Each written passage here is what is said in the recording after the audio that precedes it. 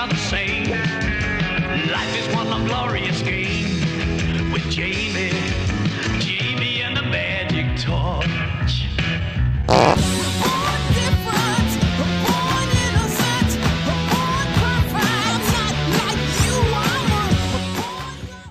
Mate, professional wrestling is no fucking joke. Don't listen to everyone who says it's fake. I mean, it sort of is. But, like, that's real. That. Speaking of real wrestling, one final reminder, we're less than a week away from my own self-run wrestling show. We've got our second one, Spectrum Wrestling. Our next show is called Kaleidoscope. Isn't that great? I'm tag teaming with a drag queen to fight two clowns. Tickets available at buytickets.at/spectrumwrestling.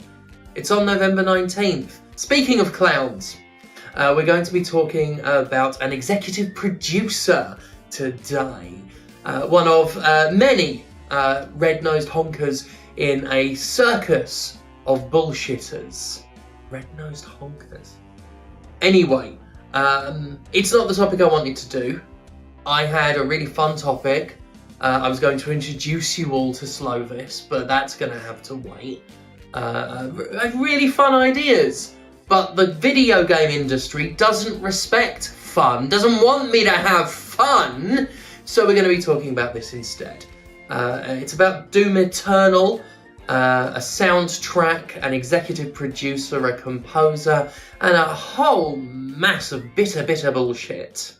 Bangers and mash, bangers and mash. You see what I mean though, right? I've done my best to keep episodes lighter in 2022 than 2021, not ignoring all the horror stories that emanate from the video game industry, but at least focusing on other things, like NFTs, the shameless greed of new Blizzard games, hilarious meltdowns from transphobic developers, Google Stadia fulfilling its prophecy of death, shady PR-written puff pieces promoting Call of Duty and given to journalists to post as their own work, and that whole Helena Taylor thing. The show is too dark sometimes, people say.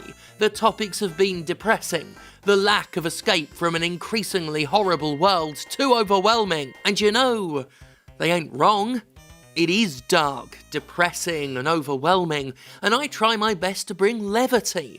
I had plans for this week, big old plans. I was gonna dress up and everything, but nope.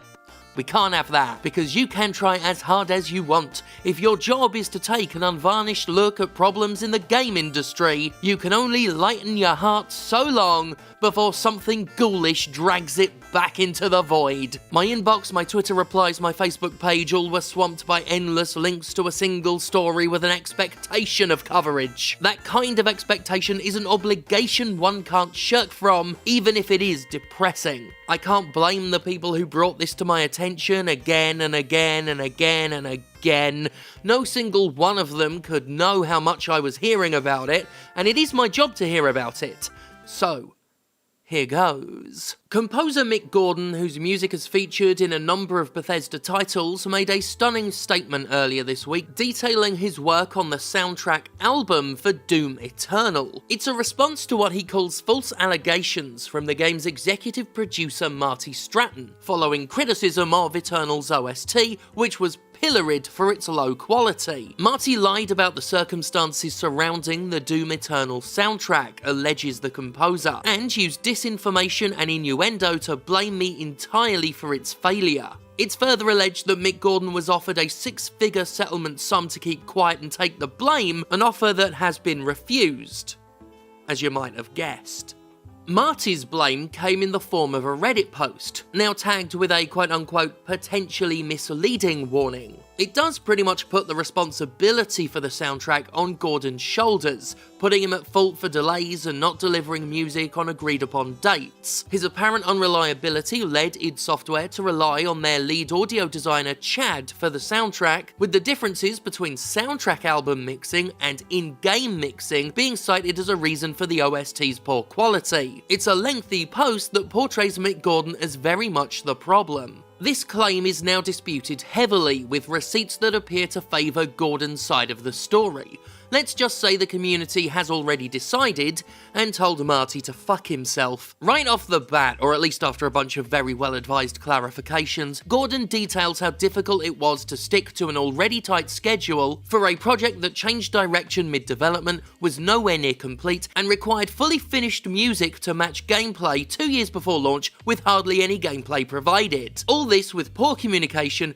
contract delays, and expectations that, in Gordon's professional opinion, weren't realistic. Gordon had been in this situation before. He worked with Bethesda-published games after all, and proposed a solution that had worked in the past. Write music to an overall theme rather than produce 2 levels worth of music a month, and narrow things down as development got more complete and there were actual levels to work with. Marty shot it down, Gordon says. He rejected my belief that the current schedule was flawed and suggested my act of trying to do something about it was a sign of incompetence. Refusing to accept the reality of the situation, he threw the proposal back in my face and proceeded to tear me down for having the audacity to raise the issue in the first place. Unsurprisingly, the game taking shape months later inevitably proved my guesswork compositions didn't fit. Weeks of work got thrown in the trash, and calls for urgent rewrites came amid milestones already packed tight. Much of the post speaks to problems we've heard about so many times in mainstream game development. Terrible planning, poor communication,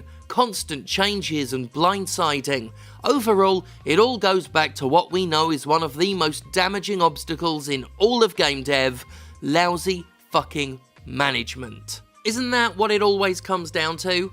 Anthem, Colonial Marines, Fallout 76. Whenever we hear about troubled development, the common thread has always been poor leadership. Managers, producers, and executives who fuck everything up and blame everyone else. Gordon says he was overwhelmed by a massive workload while being cut out of meetings. The calls he did have with id were, in his words, frequently hijacked by panic-stricken managers who seldom brought anything helpful to the table and instead just hiked up stress levels. While crunching on the OST, he says he was regularly chewed out, ridiculed, and scorned by management who deemed him a failure. Then, Bethesda announced a Doom Eternal Collector's Edition that promised Mick Gordon's soundtrack, something that by this point had no realistic chance of happening in time.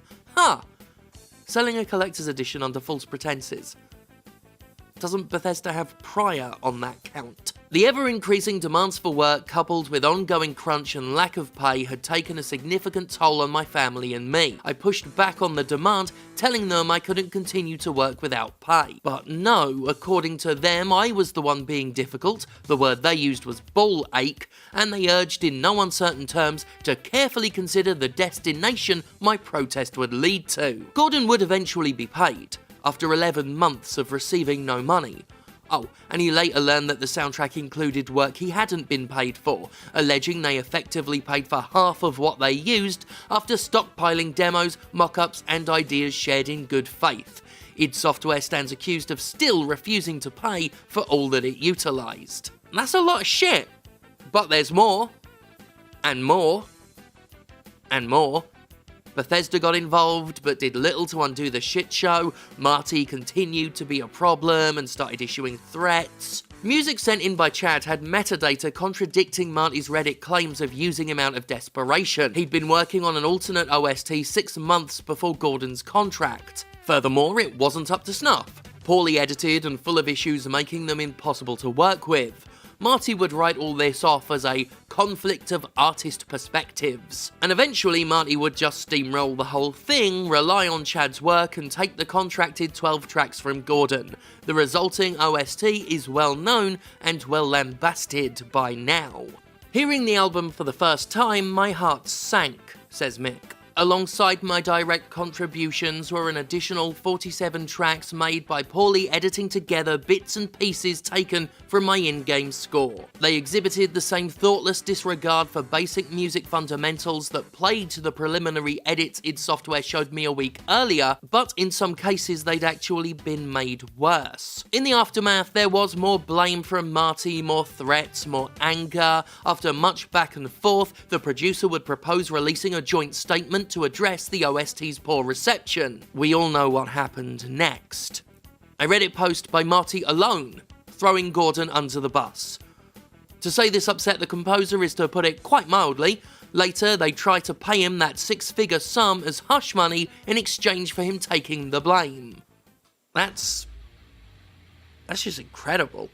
Believe it or not, I've given you the Cliff Notes. It's one of the most comprehensive citationed allegations, or other rebuttals, I've ever seen. It's certainly more detailed, backed up, and consequently believable than the producer's account. Now, it's been pointed out to me that after Helena Taylor caused a shitstorm with willfully inaccurate accusations over Bayonetta 3, the climate might make things harder for anyone subsequently trying to blow the whistle. I've been conscious of that while thinking about this whole thing. The level of detail, the comprehensiveness of the rebuttal, however, does make this case so much more rigid. More than that, as I noted earlier, the core of this is nothing we haven't seen before. The sheer exhaustivity makes this account more infuriating to hear, but at its core lies the problem at the heart of so-called AAA games. They're led by a circus of clueless fucking dipshits.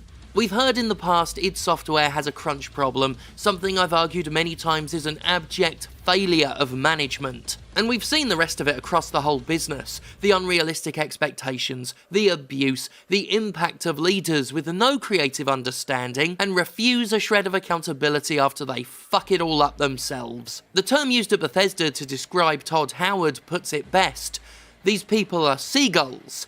They fly in, shit all over everything, and leave. So many executives in games don't understand the first thing about games. A fuckload of them enter high company positions with no prior game industry experience. They're hired because they know how to make money, not art. And they're the problem.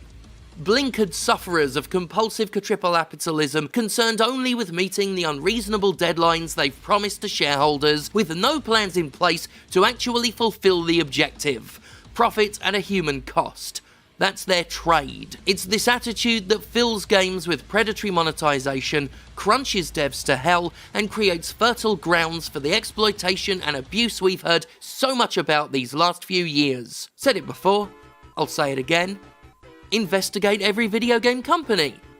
Shitty leaders infest this industry like a plague of fucking roaches. See, Craig, I managed to do the entire video without mentioning the twats taking my Sonic review out of context.